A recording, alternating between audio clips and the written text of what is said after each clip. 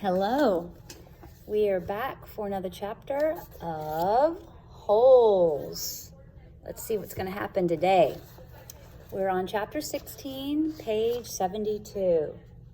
Here we go. As Stanley entered the rec room, he could hear X-Ray's voice from all the way across the room. "See what I'm saying?" X-Ray said. "Am I right or am I right?" The other bodies in the room were little more than bags of flesh and bones dumped across broken chairs and couches. X-Ray was full of life, laughing and waving his arms around as he talked. "Yo, caveman, my man," he called out. Stanley made his way across the room. "Hey, slide over, Squid," said X-Ray. "Make room for the caveman." Stanley crashed on the couch. He looked for a hidden camera in the shower. He hadn't seen anything, and he hoped the warden hadn't either.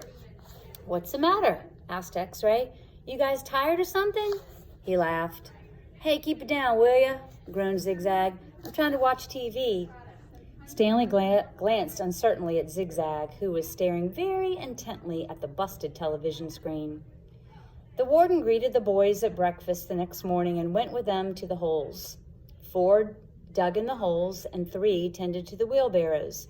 "Glad you're here, X-Ray," she said to him. "We need your sharp eyes." Stanley spent more time pushing the wheelbarrow than digging because he was such a slow digger. He carted away the excess dirt and dumped it into previously dug holes. He was careful not to dump any of it in the hole where the gold tube was actually found. He could still see the tube in his mind. It seemed so familiar, but he just couldn't place it. He thought that it might have been the lid to a fancy golden pen. KB could have been the initials of a famous author. The only famous authors he could think of were Charles Dickens, William Shakespeare, and Mark Twain. Besides, it didn't really look like the top of a pen. By lunchtime, the warden was beginning to lose her patience.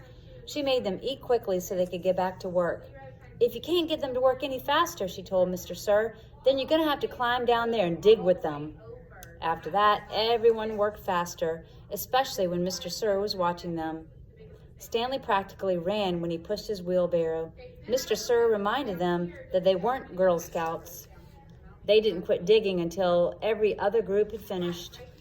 Later, as Stanley sat sprawled across an understuffed chair, he tried to think of a way to tell the warden where the tube was really found without getting himself or X-Ray into trouble. It didn't seem possible. He even thought about sneaking out at night and digging in that hole by himself. But the last thing he wanted to do after digging all day was to dig at night. 2. Besides, the shovels were locked up at night, presumably so they couldn't be used as weapons. Mr. Pendanski entered the rec room. "Stanley?" he called as he made his way to him. "His name's Caveman," said X-Ray. "Stanley," said Mr. Pendanski. My name's Caveman," said Stanley. "Well, I have a letter here for someone named Stanley Yelnats," said Mr. Pendanski. He turned over an envelope in his hands. "It doesn't say caveman anywhere." Thanks," Stanley said, taking it. It was from his mother. "Who's it from?" Squid asked. "Your mother." Stanley put it in the big pocket of his pants. "Aren't you going to read it to us?" asked Armpit. "Give him some space," said X-Ray. If Caveman doesn't want to read it to us, he doesn't have to. It's probably from his girlfriend." Stanley smiled. He read it later after the other boys had gone to dinner. "Dear Stanley, it was wonderful to hear from you. Your letter made me feel like one of the other moms who can afford to send their kids to summer camp. I know it's not the same, but I am very proud of you for trying to make the best of a bad situation. Who knows? Maybe something good will come of this. Your father thinks he is real close to a breakthrough on his sneaker project. I hope so. The landlord is threatening to evict us because of the odor.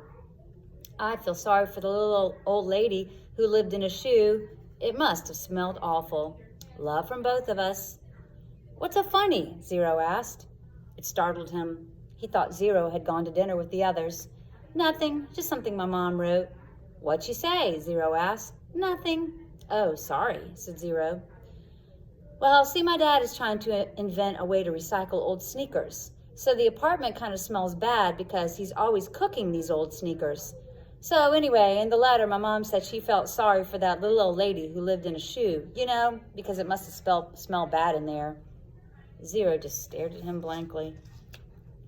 You know, the nursery rhyme? Zero said nothing. You've heard the nursery rhyme about the little old lady who lived in a shoe? No. Stanley was amazed. How does it go? Asked Zero. Didn't you ever watch Sesame Street? Stanley asked. Zero stared blankly. Stanley headed on to dinner. He would have felt pretty silly reciting nursery rhymes at Camp Green Lake. And that is the end of chapter 16. I'm going to keep going because 17 is so short. So here we go. Chapter 17, page 77. For the next week and a half, the boys continued to dig in and around the area where X-Ray had supposedly found the gold tube. They widened X-Ray's hole as well as the holes Armpit and Squid had been digging until the fourth day when all three holes met and formed one big hole.